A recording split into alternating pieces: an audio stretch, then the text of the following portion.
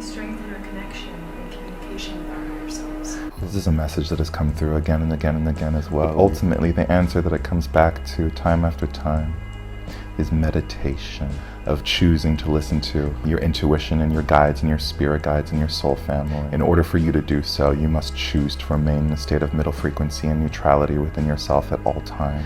To be so ultimately and intimately familiar with your natural state of being that when you do dip down into lower states of being, it will hurt. You will be able to immediately recognize it and bring yourself back up into a state of middle frequency and neutrality. And from that point, ask for the help of your guides and your guardians and your angels and your ancestors and your spiritual team. They are always there and they are always eagerly awaiting to assist you. We as human beings have free will. And although our soul family is up above in source consciousness, watching us and waiting to guide us, they cannot do so with absolute certainty and clarity without our permission, without our asking. Higher self is similar to that of Alexa or Siri. They are always there, they are always listening, but they will remain silent. They will remain on the sidelines until you consciously ask for their help. Meditation will be the thing. Exercise that strengthens the muscle that makes you so familiar with that natural state of being. You will have no tolerance to dip down to lower vibrational states of being. You will automatically, instinctively ask for the help of your guides, your guardians, your angels. You will reach your antenna up into that of higher consciousness and higher vibrational frequency. That is where your higher self and your higher consciousness resides. You are always connected to it. You are always a part of it. You are never ever severed from it. It is impossible. It is who you are.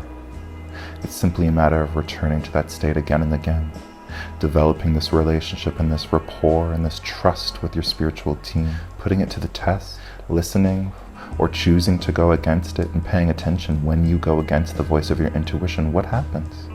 When you listen to the voice of your intuition, what happens? Once you begin to trust it, there will be no turning back. Once you know better, you do better.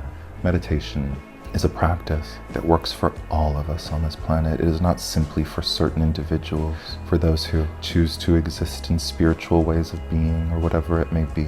All of us come from the same source consciousness. All of us have our bowl of soul soup.